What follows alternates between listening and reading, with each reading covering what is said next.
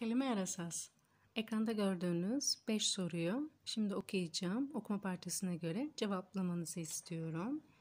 Ελένη, πες στη μαμά ότι θα αργήσω το βράδυ. Θα βγεις με αυτόν τον παλιό καιρό? Γιατί όχι. Δεν θα κάτσω στο σπίτι βέβαια Σάββατο βράδυ. Καλά, δεν άκουσες ειδήσεις. Ο καιρός θα χαλάσει απόψε. Είπαν ότι θα χιονίσει το βράδυ. Τέλεια. Θα παίξω και χιονοπόλεμο με τους φίλους. Μην ανησυχείς, δεν θα πάθω τίποτα. Εσύ τι τα κάνεις? Δεν έχω αποφασίσει ακόμη.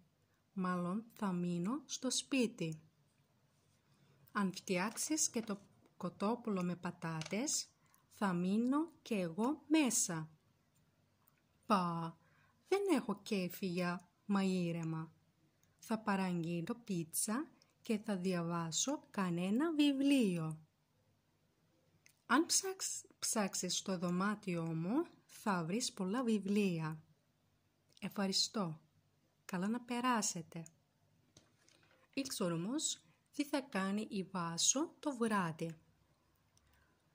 Θα είναι με την παρέα στο σπίτι, θα βγει έξω, θα τηλεφωνήσει στους φίλους της. Εκείνη σωρό, η Ελένη θα δει καμία ταινία. Σωστό ή λάθος? Σωστό, λάθος, δεν αναφέρεται στο κείμενο. Δεν anαφέρεται στο κείμενο, burada açıklamak istiyorum. Parçada bahsedilmiyor demek. Üçüncü soru, ο καιρός θα χαλάσει και το βράδυ. Θα βρέξει, θα έχει λιακάδα, θα χιονίσει. Dördüncü sorumuz, η Βάσο θα παίξει χιονοπόλεμο με την οικογένειά της, με τους φίλους της, με τους μαθητές της. Son sorumuz, τι θα παραγγείλει η Ελένη?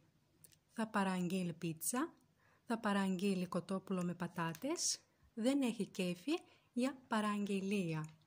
Λοιπόν, αυτά για σήμερα. Τα λέμε στο επόμενο βιντεάκι. Γεια σας!